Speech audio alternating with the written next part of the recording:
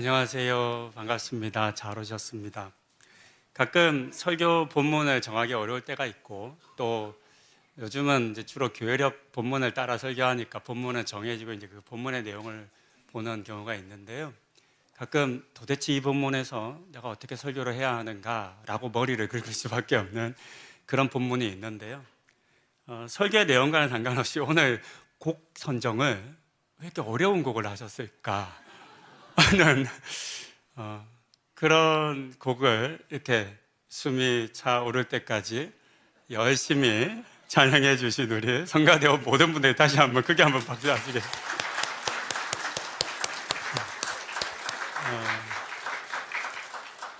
힘드셨던 거 맞죠?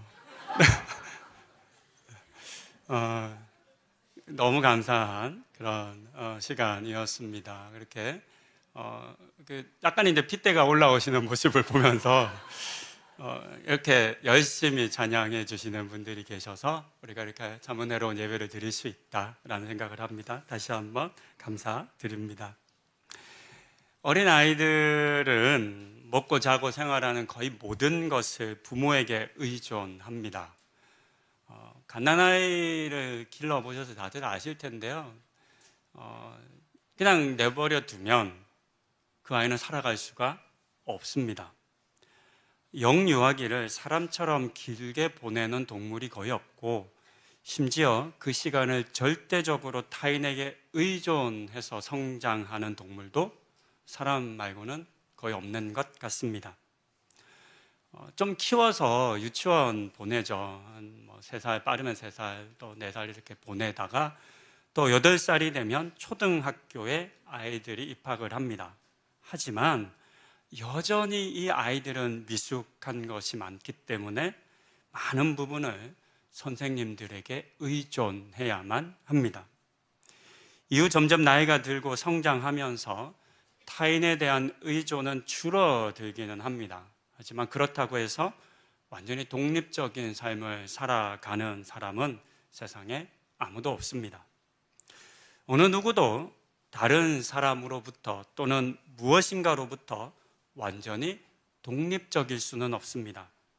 더 정확하게 말하면 모든 사람은 반드시 타인이나 또는 다른 무엇인가를 의존하여 또는 의지하며 살아가야 합니다.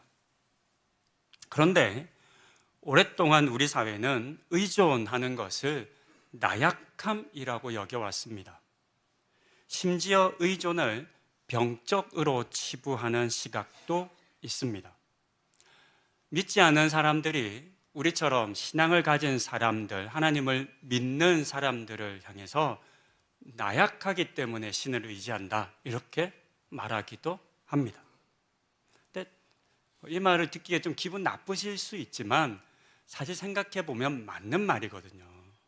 우리는 나약한 존재입니다. 나약하기 때문에 누군가를 의지해야죠. 의존해야죠. 그런데 그것이 다른 사람이거나 또는 다른 물질이거나 무엇인가라고 한다면 그것이 갖는 한계로 말미암아 우리는 실패하겠지만, 우리가 하나님을 의지한다면, 그래서 세상 사람들이 말하는 것처럼 너희는 나약해서 하나님이라는 신을 찾고 의지하는 거야 라고 한다면 우리의 믿음의 상황, 우리의 그 영적인 상황을 어쩌면 가장 정확하게 알고 말한 것이 될 수 있겠다, 이런 생각을 해봅니다. 이런저런 질병으로 약을 처방받아 드시는 분들이 많으십니다. 몸이 아프셔서 약 드시는 분들 많으시죠? 요즘은 공부나 회사에서 업무 또는 관계 등의 스트레스가 원인인 질환이 많아서 어떤 마음이 아프고 정신이 아픈 그런 분들도 많습니다. 그래서 약의 도움을 받아야 하는 분들이 적지 않습니다. 그런데 이렇게 약을 드시는 분들 중에 약을 먹는 것을 부정적으로 여기시는 분들이 많으십니다. 약에 의존하는 자신을 나약한 존재로 인식하는 모습을 자주 봅니다. 신방을 하거나 또는 상담을 성도님들과 하다 보면 약을 끊어야 한다라고 하는 이것을 마치 또 다른 강박처럼 여기시는 분들을 종종 뵙습니다. 목사님, 제가 약을 끊어야 되는데 이 약을 못 끊어서 이 약을 그러니까 이제 드시지 말아야 하는 약이라면 드시지 않아야 되겠지만 처방받아서 드셔야 하는 약임에도 불구하고 마치 이 약을 먹으면 지는 것 같고 나약한 것 같고 그래서 그 약을 끊어야만 한다라고 하는 생각을 가지신 분들을 뵙기도 합니다. 저는 신지로이드라고 하는 갑상선 호르몬 약을 평생 먹어야 합니다. 저와 유사한 상황이신 분들이 꽤 있으십니다. 저는 갑상선을 전체를 다 절제했기 때문에 갑상선 호르몬이 없습니다. 그래서 약으로 이렇게 매일 아침마다 먹습니다. 벌써 한 13년 먹다 보니까 처음에는 까먹고 안 먹은 적도 많고 어디 갈 때 안 들고 가서 못 먹은 적도 있고 한데요. 지금은 그냥 습관처럼 눈 떠서 일어나서 제일 먼저 하는 일이 약통 찾아서 약을 먹는 일입니다. 이 약은 공복에 먹는 것이 가장 약의 효과가 좋기 때문입니다.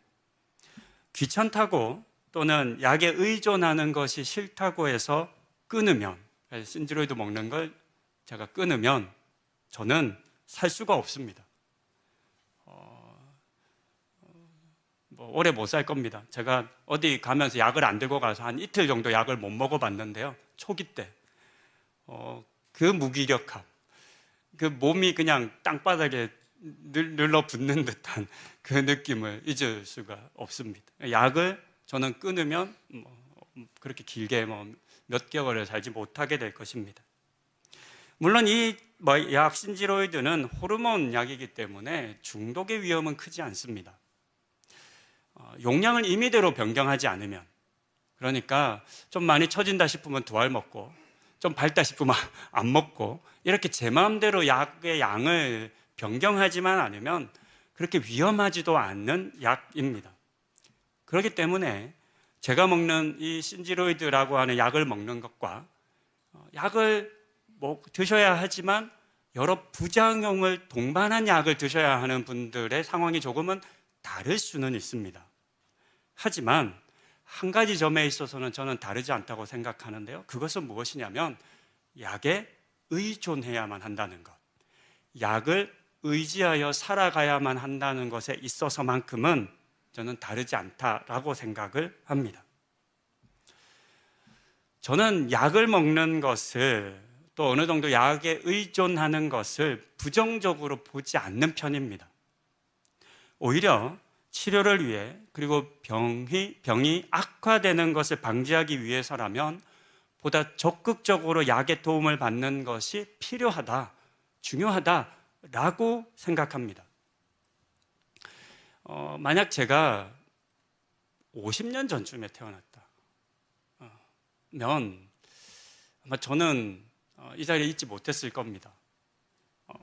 제가 갑상선 암을 발견했을 때는 갑상선 양쪽에 2개의 갑상선 덩어리가 갑상선의 50%를 넘게 커져 있었던 상황이었습니다.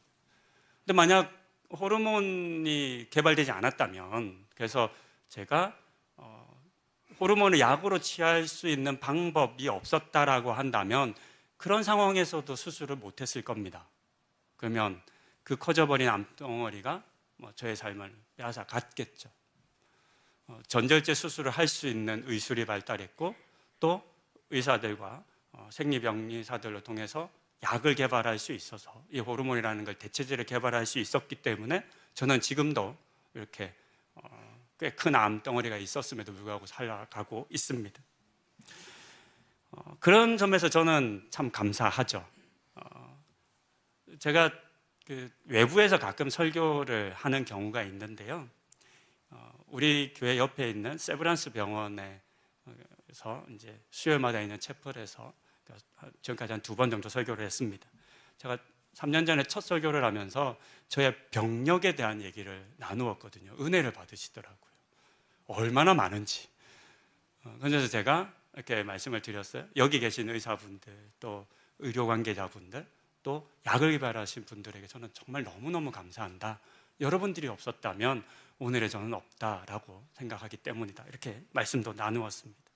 저는 약이 있어야 돼요. 저는 의사분들이 있어야 돼요. 지금도 정말 많은 병원을 가고, 많은 병원이라고 하긴 그렇고 자주 병원을 가고 또 자주 검사를 하고, 지난주 월요일에도 또 피검사하고 초음파 검사하고 계속 병원을 갑니다. 근데 중요한 것은 그 덕분에, 그러니까 그렇게 병원과 약과 의사들을 의지하는 덕분에 살아가고 있습니다. 물론 먹지 않아야 하는 약에 의존하는 것, 또는 약을 중독될 만큼 먹는 것은 좀 위험할 수 있을 겁니다. 하지만 필요하다면 그것을 의지하는 것은 매우 중요합니다. 이처럼 무엇인가에 의존하는 것 또는 누군가에 의지하는 것은 그것 자체로 나쁘다 또는 좋다라고 말하기는 어렵습니다. 무엇에 의지하는가, 누구를 의지하는가, 어떻게 의지하는가가 중요한 것이지, 무조건 의지하는 건 나빠, 의지하면 안 돼, 그건 나약한 거야 라고 말할 수는 없을 것 같습니다. 지난주 우리는 누가복음 4장의 말씀에서 하나님께서 주신 사명에 충실하셨던 것으로 말미암아 배척당하신 예수님의 모습을 보았습니다.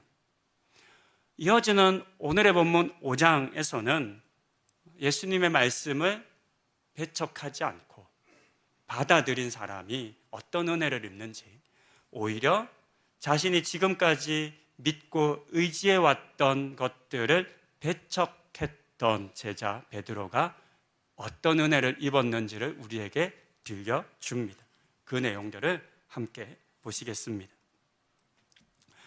고향 나사렛을 떠난 예수님께서는 다른 마을과 지역들을 두루 다니시며 병든 사람들을 치료해 주셨고 귀신 들린 사람들을 자유케 하셨습니다. 또 말씀을 가르치시며 복음을 전하셨는데요, 오늘의 본문도 이런 상황에서 시작됩니다. 1절에 기록된 것처럼 예수님께서는 자신을 따르는 무리들에게 하나님의 말씀을 가르치셨습니다.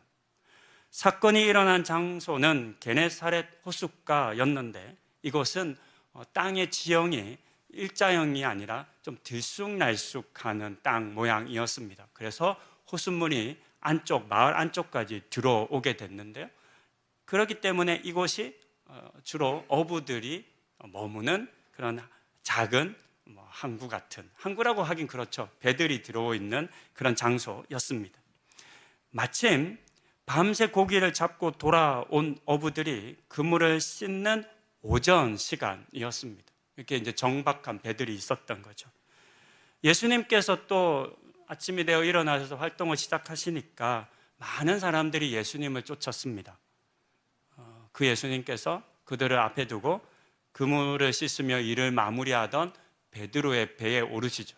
그리고 베드로를 향해서 잠깐만 띄워서 호숫가로 나가자라고 말씀하십니다. 예전 설교 때 한번 말씀드렸는데, 이 게네사렛이라고 하는 마을은 안쪽으로 깊이 들어온 호수와 뒤쪽으로는 산이 둘러서 있기 때문에 마치 병풍처럼 호수에서 말을 하면 바람이 불어서 일종의 확성기 효과를 내어서 말씀이 굉장히 잘 전해지는 지역이었다라고 합니다. 그렇게 예수님께서는 베드로의 배에서 찾아온 무리들을 말씀으로 가르치셨습니다.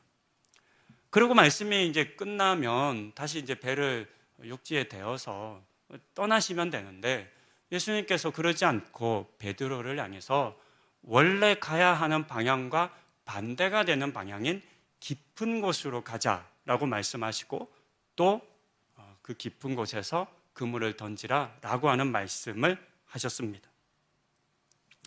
이 본문은 많이 설교를 들으셔서 어느 정도 아실 텐데요, 이 예수님의 말씀이 얼마나 어부인 베드로의 입장에서, 또 함께 그 자리에 있었던 대부분의 어부 출신 사람들의 입장에서 볼 때 말이 안 되는 내용인지를 한 2가지 정도로 말씀드립니다. 첫 번째 이유는 2절에 기록된 것처럼 그들이 이미 그물을 다 씻은 후였기 때문입니다. 어부들은 그날의 일을 마치면 그물을 씻어 두어야만 합니다. 그물에는 그물 낚시 해보신 분들 있는지 잘 모르겠습니다. 저는 그물 낚시는 안 해봐서 자료를 다 찾아봤습니다. 그러니까 보니까 그물에는 고기만 잡히는 것이 아니라고 하더라고요.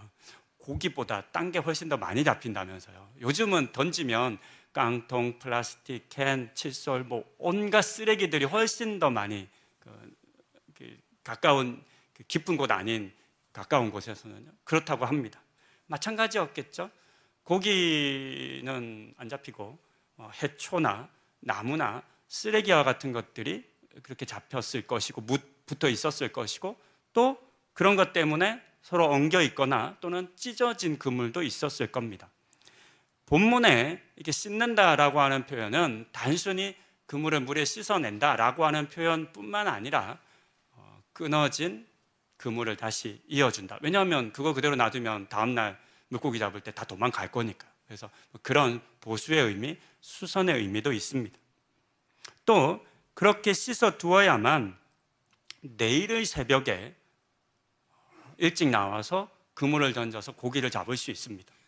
밤에 안 해놓으면 굳어있는 그물, 또 그것을 그대로 던질 수가 없죠. 그러면 이른 새벽에 나와서 그물 씻고 있을 수가 없는 거죠. 그럴 시간이 아닙니다. 그러는 사이에 물고기는 다 도망갈 겁니다.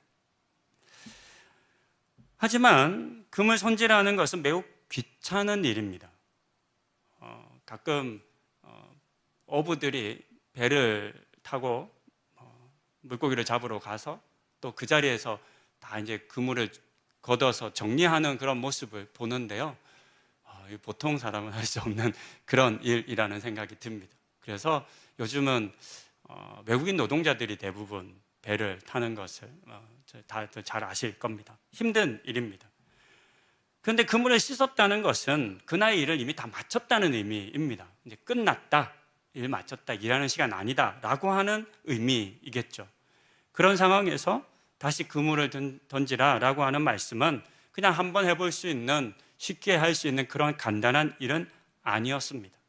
다 씻어놓은 그물을 다시 사용하고 또 다시 씻어야만 하는 일이었고 매우 번거로운 일이었습니다. 게다가 그들은 이미 밤을 새는 것으로 인해 매우 지치고 피곤한 상황이었습니다. 어부들이 언제 기쁠까요? 밤을 새도 기쁠 수 있잖아요. 언제 기쁠까요?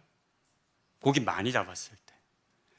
만선의 배였다면 몸은 힘은 들지만 굉장히 기쁘게 일을 할 겁니다. 그런데요, 본문에 기록된 것처럼 오늘처럼 밤새 일했음에도 불구하고 한 마리도 잡지 못하면 지치죠. 힘들잖아요. 가끔 여러분도 비슷하시겠지만 일이라는 게 뜻대로 안 되는 경우가 있습니다. 관계가 어려운 경우도 있고 또 예상하지 못한 일들을 만나서 기분이 좀 다운되는 그런 날이 있을 수도 있죠.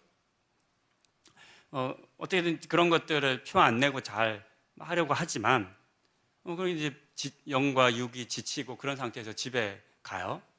가다가 밥을 먹고 설거지를 하다가 다 정리하고 음식 쓰레기에 있는 게시되어 있는 통을 잘 비워서 탈탈 털어서 저희는 이제 봉투에 담아서 버려야 되는데 이게 딱 담았어요. 근데 어느 날 그냥 이렇게 잘 세워뒀단 말이죠.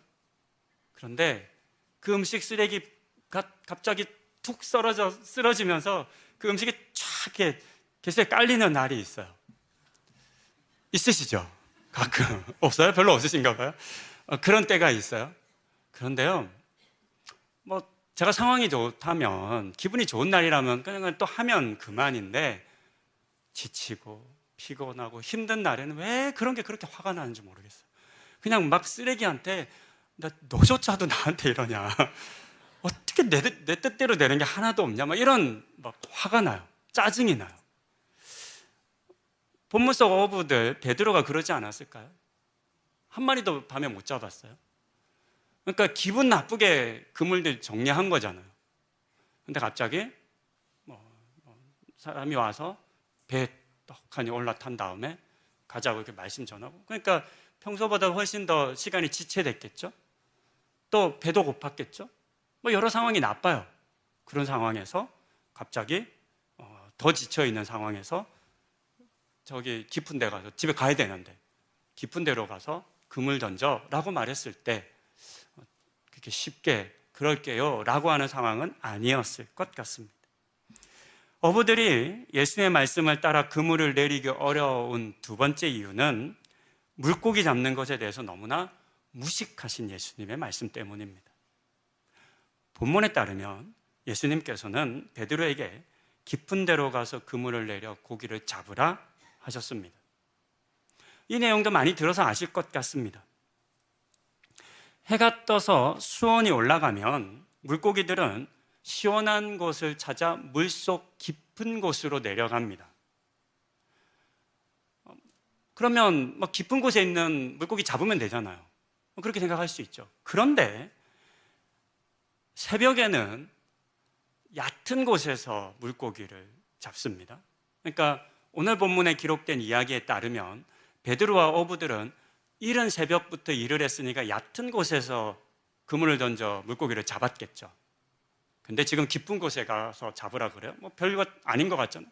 그런데 얕은 곳에서 사용하는 그물과 깊은 곳에서 사용하는 그물이 다르다는 게 중요합니다.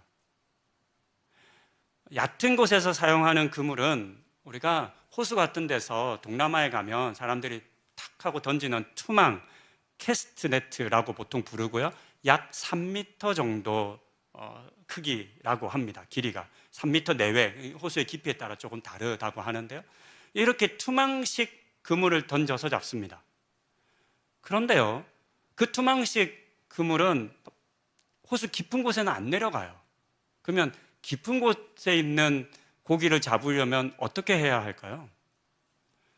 당시의 기록에 따르면 배 2대가 그물을 길게 늘어뜨려서 요즘 우리가 하는 가두리처럼 큰 그물을 배 2대에 나눠서 밑으로 쭉 내린 다음에 배가 모여서 그물을 이렇게 바닥부터 긁어서 취합하는 방식의 그물을 사용한다고 합니다. 그러니까 방식이 다른 겁니다. 지금 예수님께서는 깊은 곳으로 가서 그물을 던지라 그랬는데 그 그물은 얕은 곳에서 던지는 캐스팅 네트였던 거죠. 이 그물은 길이도 짧고 또 튼튼하지가 않습니다. 왜냐하면 많은 물고기를 잡는 데 쓰는 그물이 아니기 때문입니다. 6절과 7절의 내용을 보면 베드로가 사용한 그물이 내려서 사용하는 드래그 네트의 방식이 아니라 던지는 캐스팅 네트인 것을 알 수 있습니다.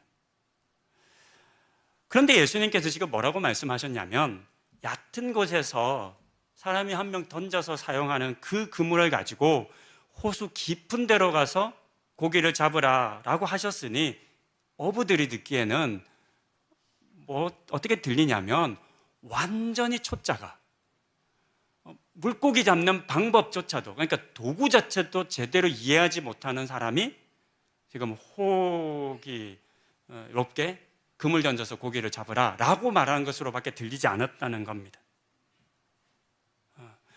앞서 말씀드린 것처럼 이미 정리한 그물을 허탕칠 것이 너무나 분명한 상황에서 던져야만 하는 그런 일이었습니다.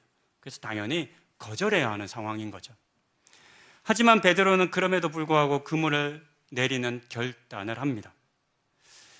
이때 베드로가 했던 말인 5절을 조금 더 자세히 살펴봅니다. 5절은 두 부분으로 나눌 수 있는데요. 첫 번째 부분은 우리들이 밤이 새도록 수고하였으되 잡은 것이 없지만은 이라고 한 부분입니다. 이 문장은 베드로가 가진 어부로서의 지식과 경험, 삶의 수고를 보여줍니다. 그리고 동시에 그와 같은 모든 것들이 실패했다는 것을 상징적으로 보여줍니다. 베드로는 어부였습니다. 또 다른 본문을 보면 베드로가 아버지와 그 배를 버려두고 간 것에 대한 기록이 있는 것을 보면 베드로의 아버지도 어부였을 겁니다. 그리고 아마 베드로의 아버지의 아버지도 어부였을 것이고 그 아버지도 어부였을 겁니다. 그들은 갈릴리 호수에서 물고기를 잡는 것에 있어서만큼은 누구에게도 뒤처지지 않는 지식을 가졌고 경험도 많은 사람들이었습니다. 하지만 지난밤 그들은 단 한 마리의 물고기도 잡지 못했습니다. 지금까지 그들이 의지하던 지식과 경험이 모두 무용하다는 것, 다르게 표현하면 지금까지 의지해 왔던 것들이 더 이상 유효하지 않다라고 하는 것을 지난밤이 밝혀준 것입니다. 5절의 두 번째 부분은 말씀에 의지하여 내가 그물을 내리리이다 입니다. 지금까지 의지하던 지식과 경험이 실패한 것을 뒤로 하고 이제 예수님의 말씀을 의지하기로 한 것입니다. 의지의 대상을 바꾼 것이라 할 수 있죠. 그렇게 의지하는 것을 바꾸는 이 선택이 베드로의 삶을 송두리째 바꾸어 주었습니다. 물고기 잡는 것에는 무식할 것이다 라고 생각했던 예수님의 말씀이었는데 아니었던 겁니다. 예수님 말씀대로 행하니 6절에 기록된 것처럼 원래 가벼운 것만 잡던 이 그물은 찢어질 정도가 되었고 7절에 기록된 것처럼 다른 배에 탄 사람들의 도움을 받아야만 했고 심지어 물고기를 2배에 가득 채웠고 그 배는 잠길 정도로 많은 물고기가 잡히게 됩니다. 지난밤에 단 한 마리도 잡지 못했던 것과 완벽하게 정확하게 대비되는 상반되는 상황을 지금 보여주고 있습니다. 그리고 이것은 무엇을 의지하는지에 따라서 완전히 다른 결과를 얻을 것에 대한 상징적인 표현입니다. 조금 더 시야를 넓히면 지난주 말씀드렸던 4장의 예수님의 배척 사건과도 이 사건, 이 이야기는 대비됩니다. 4장에서는 하나님의 사명의 말씀을 전하는데 사람들이 배척합니다. 예수님을 알고 있다라고 하는 지식, 너에게서 선한 것이 나올 수 없다, 이런 말씀의 은혜가 너에게 있을 수 없다라고 하는 마음으로 그들은 예수님을 배척했죠.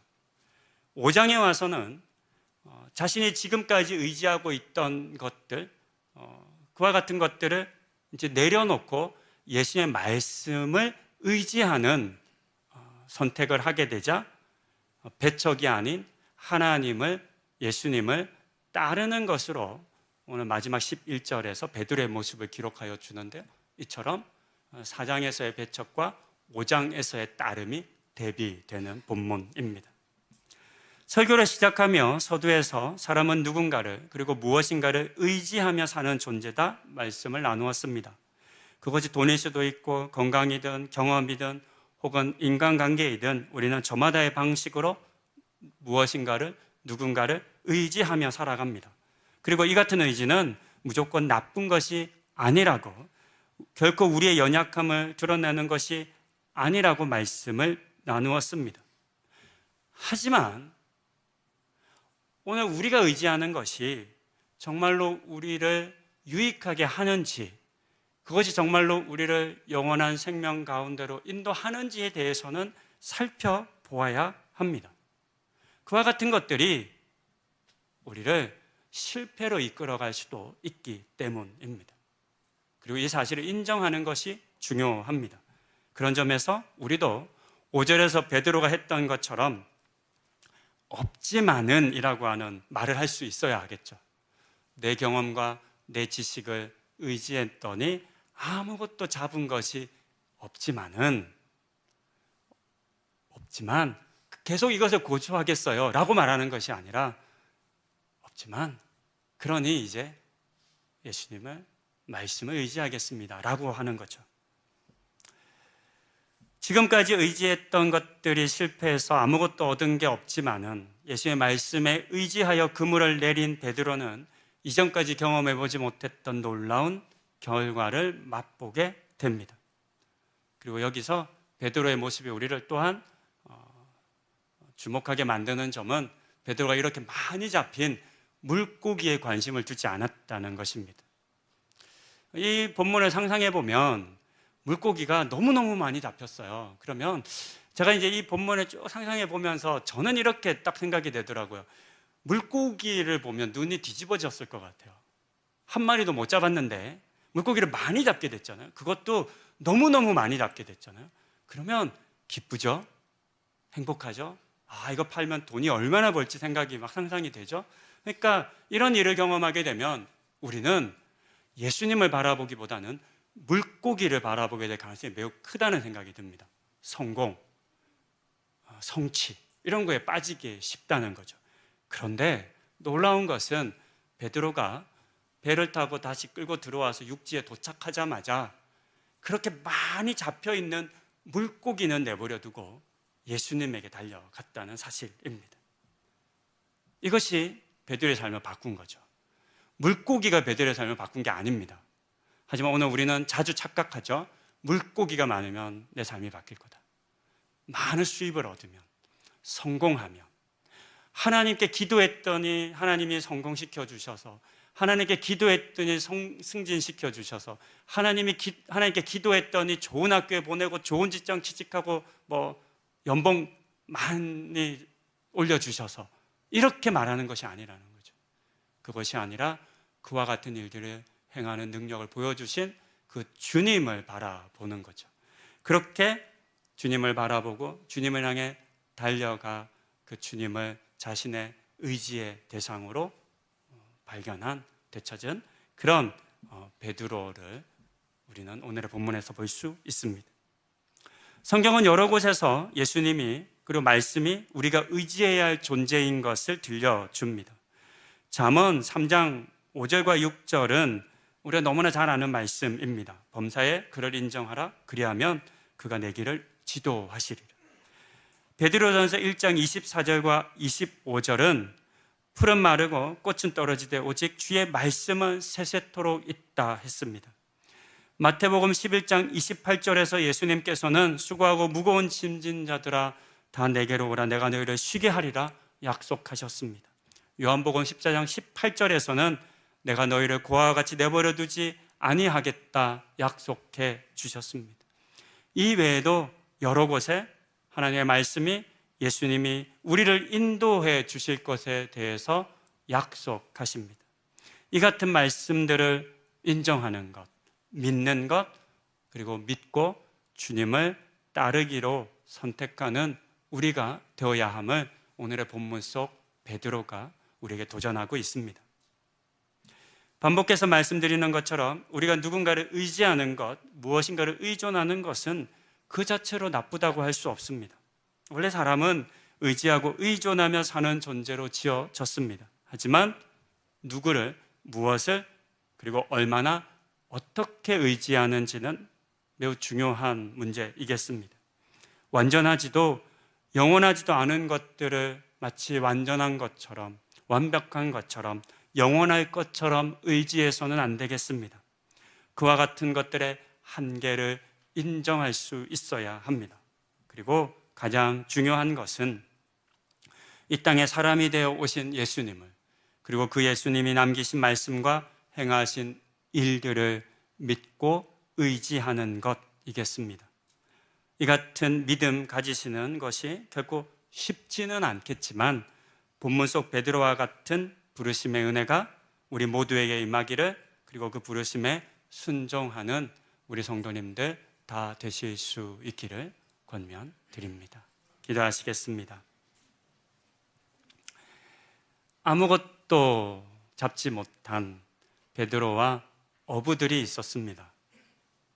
그런데 예수님께서 오셔서 말씀으로 가르쳐 주시고 또 예수님께서 하신 말씀에 의지하여 그물을 던져보았더니 지금까지의 모든 지식과 경험을 뛰어넘는 놀라운 은혜를 맛볼 수 있었습니다. 이것이 예수님의 능력이고 말씀의 능력입니다. 이 사실을 깨닫게 하여 주시고 우리도 예수님을 의지하는, 말씀을 의지하는 삶 살게 하여 주시옵소서. 그렇게 주님을 따르는 삶을 자원하여 헌신하는 우리 모든 성도님들 다 되는 은혜 허락하여 주시기를 간구드리며 이 모든 말씀 우리 주 예수 그리스도의 이름으로 기도드립니다. 아멘.